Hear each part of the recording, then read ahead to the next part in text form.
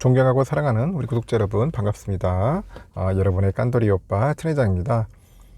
저녁 시간 맞이해서 한번 또 여러분들께 또 떠들도록 할게요. 지금 보니까 싼 주식들 널렸다고 하는데 정말 싼 주식이 널려 있는 건지 아니면 비싼 건지 좀 애매모호할 때가 좀 있을 겁니다. 지금 들어가는 게 맞는 건지 아니면 탈출하는 게 맞는 건지 너무나 헷갈립니다. 헷갈려. 이렇게 헷갈릴 때 어떻게 해야 할까요, 여러분? 그럼 결국은 뭐 나름대로 그 기본적인 지식을 가지고 좀 공부를 해야겠죠. 한번 파헤쳐 봐야 돼요. 그렇지 않고서는 힘들어요. 자꾸 뭐 이렇게 우리가 누가 뭐하더라, 이게 뭐 귀 얇게 여기저기 뭐 그런 소리만 듣다가 투자를 하면은 거의 나중에 좀 힘들 때가 있어요. 뭐 상승장이야 뭐 잘 맞아가지고 이렇게 올라갈 때 맞으면 괜찮은데, 이게 하락장 같은데 잘못하면은 그대로 그냥 고꾸라지는 경우가 많아요. 밑으로 그냥 수직낙하는 경우도 많다 있다 보니까 투자를 할 때는 너무 상대방의 의견에만 너무 이렇게 듣지 말고 자기가 좀 공부를 해가지고 집중을 해서 한번 확인해보라. 집중. 그렇게 해도 늦지 않다는 겁니다. 절대 조급할 마음이어서 조급할 필요가 없어요. 하여튼 지금 코스피 코스닥 시장에 보면은 그 상장사 대부분의 이제 밸류에이션이죠. 밸류에이션이 최근에 5년 평균치를 밑돈답니다. 5년 평균치. 2017년에서 2021년 그 5년의 평균치를 밑돈다. 현재 보니까 주가 수익률이죠. 주가 수익률 PER이라는데, 이 PER하고 주가 순자산 비율 PBR, 이 PBR 모두 5년 평균치 아래로 떨어졌어. 5년 평균치 아래로 떨어져 가지고 시장에서는 약간 과매도 국면에 진입한 거 아니냐. 과매도. 그렇게 보고 있는 것 같아요. 과매도 아니냐. 과매도. 그래서 전문가들이 지금 단기적인 반등 가능성이 높기 때문에 낙폭 과대주를 이제 주목할 필요가 있다고 그렇게 조언을 해요. 지금 보니까. 그래서 낙폭 과대주를 한번 찾아볼 필요도 있겠죠. 그런데 낙폭 과대주 할 때 우량주를 할 것인지 아니면은 뭐 중소형주를 볼 것인지도 한번 잘 봐야 돼요. 그냥 무턱다고 막 많이 빠졌다 해서 들어가는 게 아니에요. 또 많이 빠지면은 그 빠진 만큼의 그 이유가 있을 거야. 또 이유나 원인이 있다는 거죠. 이런 것들도 확인 안 하고 한다는 것은 제가 볼 때는 뭐 거의 자살행위일 수도 있으니까 그런 부분들은 조심하시라는 겁니다. 일단은 금융정보업체에 따르면은요, 그 코스피하고 코스닥 상장사 271곳이라 합니다. 271곳. 271곳의 그 컨센 추정 및 증권사가 3곳 이상인 상장사 중 5년 밸류에이션 기록이 있는 업체 대상인데, 271곳 중에 가운데 PER이죠. 이 PER이 최근 5년치 평균 아래로 내려간 상장사가 총 255곳이더라. 야, 많이 떨어졌다. 255곳이면은 결국은 94%가 거의 떨어졌다는 거야. PER이 다 떨어지는 거야. 지금 보니까.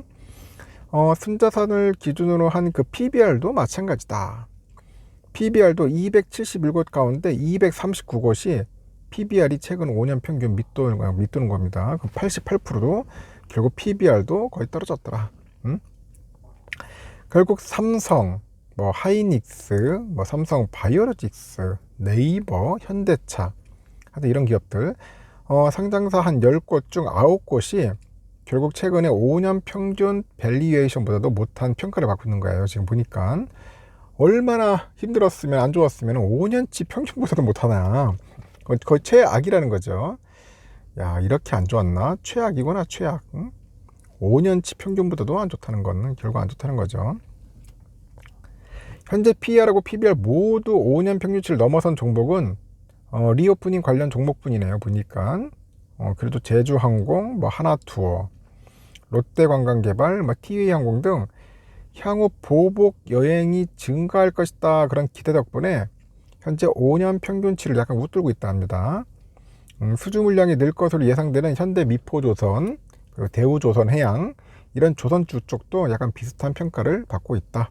조선주 그리고 리오프닝주 이런 쪽 관심 있는 분들도 있을 텐데, 이쪽만 약간 좀 높고 나머지는 거의 처참하죠. 그 증권가에서 그 상당수 상장사의 주가가 과도하게 싼 상태로 진입했다는 진단이 나오는데, 요즘 높은 금리 수준이 유지되는 한 하반기에도 변동성 확대 가능성은 열어둬야 한다. 하반기도 만만치 않아. 또 하반기도 계속 등락 칠 겁니다. 그래서 이제 안 좋다는 거죠. 하지만 그 상반기에 큰 폭의 주가 조정으로 밸류에이션 부담은 상당 부분 약간 줄어들었기 때문에 절대적으로 고평가 단계는 벗어나지 않았냐, 이제 그렇게 보는 것 같습니다. 고평가는 벗어난 것 같다. 이런 이유 때문에 그런지 증권가에서는 단기 반등 기대에 힘이 실리고 있어요. 단기 반등, 장기가 아니에요. 단기 반등에는 조금 보고 있다. 단기 반등. 그래서 이제 불확실한 그 대내외적인 그 변수 때문에 추세적 반등을 예단할 수는 없어도 이미 주가가 빠질 대로 빠졌죠. 빠진 만큼 반등은 충분히 가능하다는 그런 전망입니다. 그래서 코스피는 지난 23일 2300선을 터치한 이후에 지금 이 거래일 연속 반등에 성공하고 있어요. 코스피가 그때 23일에 2300이라 참 2300 터치 딱 하고 올라갔죠. 하여튼 지금 이 거래 연속 반등했어요. 그래서 밸류에이션 측면에서 봤을 때 과거 평균 대비 상당히 낮은 수준까지 내려와 있어요. 많이 내려와 있고, 이런 급격한 하락과 낮은 밸류에이션은 주 추세 반등까지는 아니더라도 약간 기술적인 반등을 가능케 한다. 기술적인 반등을 가능케 한다고 그렇게 보고 있어요. 그리고 단기 반등 시에는 눈여겨볼 종목으로는 가장 먼저 그 낙폭 과대주가 뽑히는 것 같습니다. 그래서 지금 보니까 NH투자증권인가 여기서는 그래요. 추정이익이 늘어난 종목 중에 낙폭이 큰 곳으로 본 데가 펜오션, 우리금융지주, 신세계 인터내셔널, LG이노텍 이런 거를 추천하더라. 추천. 이거 추천하는 것은 상당히 조심스럽습니다.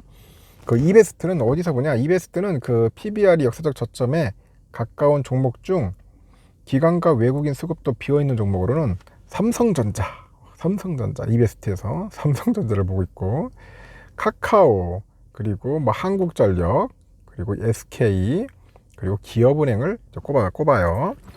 그리고 대신증권, 여기서는 인터넷 2차전지 그리고 반도체 업종의 반등 가능성을 이렇게 본다. 겹치는 게 약간 삼성전자를 약간 겹치네. 삼성전자 많이 빠졌죠. 지금 삼성전자 지금 5년 평균에도 못 미치고 있으니까 앞으로는 그 이익의 질을 따져봐야 한다는 겁니다. 이익의 질 중요합니다.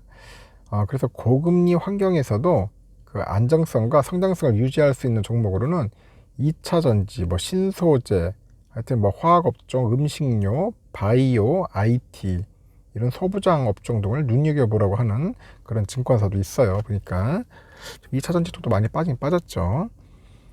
그리고 또 자기자본 이익률 있죠. ROE. 이 ROE가 이제 10% 이상인 업종으로는 봤을 때 반도체, IT 하드웨어, 헬스케어 업종을 또 주목할 필요가 있다고 하는 증권사도 있습니다.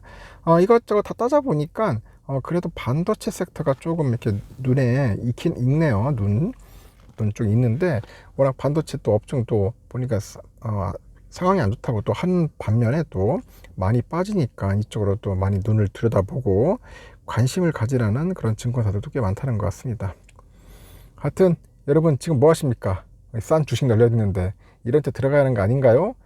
그렇게 생각하고 들어갈 수도 있을 것 같은데 여러분 혹시라도 들어간다면은 진짜 공부 좀 하고 들어가셔야 돼요. 신중하게. 너무 증권사 이야기만 듣고 하면 안 됩니다.